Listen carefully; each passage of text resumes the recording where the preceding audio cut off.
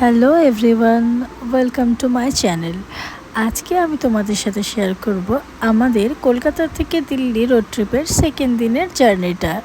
প্রথম দিনের জার্নিতে আমি তোমাদের দেখিয়েছিলাম আমরা বেনারস থেকে 60 কিলোমিটার পিছনে একটা হোটেলে স্টে করছি। আজকে আমাদের দ্বিতীয় দিনের জার্নি শুরু হচ্ছে সকাল 6টা 8-এ।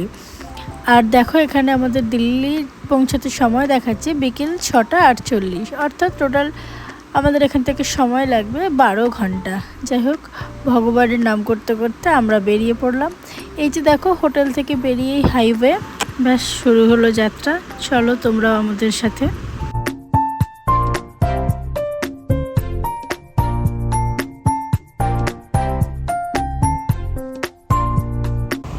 আমাদের বেনারস শহরের মধ্যে ঢোকার দরকার হবে না। বেনারস শহরের আউটার রিং রোড দিয়ে আমরা বেরিয়ে যেতে পারবো। এই আউটার রিং রোডটা থাকার জন্য খুবই সুবিধা হয়েছে। শহরের ট্রাফিকটা পাবো না, খুব ভালোভাবেই ফাঁকা রাস্তা দিয়ে আমরা তাড়াতাড়ি বেরিয়ে যেতে পারবো। অনেকটা সময় এতে বেঁচে যায়, জানেন তো। দেখুন, একদম ফাঁকা রাস্তা। আর আজ সকালের ওয়েদারটাও খুব ভালো ছিল। বেনারস ছাড়িয়ে আসার পর এবার আমরা ব্রেকফাস্টের জন্য প্ল্যান করতে থাকি। ঠিকঠাক একটা ধাবা পেলেই দাঁড়িয়ে যাব। আজ তো আর বাড়ির থেকে বানিয়ে আনা খাদ্যের ভাণ্ডার নেই। যাই হোক, ঠিকঠাক একটা ধাবা পেয়ে যাই। এখানে চা, আলুর পরোটা এইসব দিয়ে ব্রেকফাস্ট হয়ে যায়। তারপরে আবার ব্রেকফাস্ট সেরে গাড়ি এগোতে থাকে। তারপরে হঠাৎ করে রাস্তায় এই ব্যানারটাতে আমার চোখ পড়ে, বিধানসভা বদলাপুর। একটা মুভির কথা মনে পড়ে যাচ্ছে না? এরপর সে আগের দিনের মতো আবার ফল খাওয়ার পালা। এই শুরু হয়ে গেছে গাড়ির মধ্যে বসে আমার ফল কাটা। যাই হোক, এবার দেখতে দেখতে আমরা পৌঁছে গেলাম পূর্বাঞ্চল এক্সপ্রেসওয়েতে। পূর্বাঞ্চল এক্সপ্রেসওয়েটা সত্যিই বানিয়েছে অসম্ভব ভালো। যারা ভাবছেন রোড ট্রিপ করবেন কিনা কলকাতা থেকে দিল্লি বা কলকাতা থেকে বেনারস, এই সমস্ত রোড ট্রিপগুলোর কথা যারা ভাবছেন, বেরিয়ে পড়তে পারেন। কারণ কোনো অসুবিধাই হবে না, রাস্তা তো ভীষণই ভালো।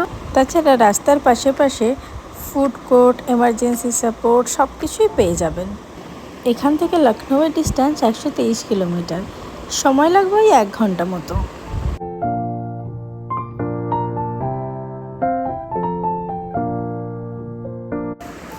লখনউতেও সেই একই অবস্থা, বেনারসের মতো। এখানেও লখনউ শহরের মধ্যে ঢুকতে হবে না, আউটার রিং রোড ধরে আমরা বেরিয়ে যেতে পারবো। লখনউ পৌঁছে আমরা ওখানে পেট্রোল রিফিল করিয়ে নেব। তারপরে ওখান থেকে আমরা উঠব লখনউ আগ্রা যে এক্সপ্রেসওয়ে সেটাতে। এখন আমরা আছি লখনউ আগ্রা এক্সপ্রেসওয়েতে। এই এক্সপ্রেসওয়েটার টোটাল 300 কিলোমিটার।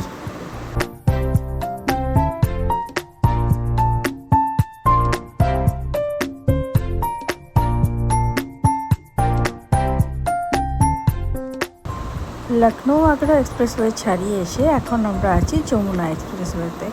এই দেখুন, মথুরা ছাড়িয়ে গেলাম। এখান থেকে আমাদের বাড়ির সময় লাগবে আর 2.5 ঘন্টা। যাই হোক, এবার মনে হচ্ছে পৌঁছেই গেলাম। এবার বৃন্দাবন ছাড়িয়ে গেলাম। এই রাস্তাটার নিচ দিয়েই বেরিয়ে যায় একটা রাস্তা, সেখান থেকেই যাওয়া যায় বৃন্দাবন। বেশি একটা দূর না এখান থেকে। আর মাত্র 2 ঘন্টার অপেক্ষা, তারপরে পৌঁছে যাব বাড়ি। এই সময়ের আকাশটা বেশ দেখতে খুব সুন্দর লাগছে, তাই না? এবার ঢুকে গেলাম গ্রেটার নয়ডা। ফাইনালি পৌঁছে গেলাম নিজের বাড়ির কাছেই। আর মাত্র কয়েক মিনিটের মধ্যেই বাড়িতে ঢুকে যাব। ওই যে দেখা যাচ্ছে আমাদের সোসাইটিটা। যাই হোক, আজকের ব্লগটি এই অবধি।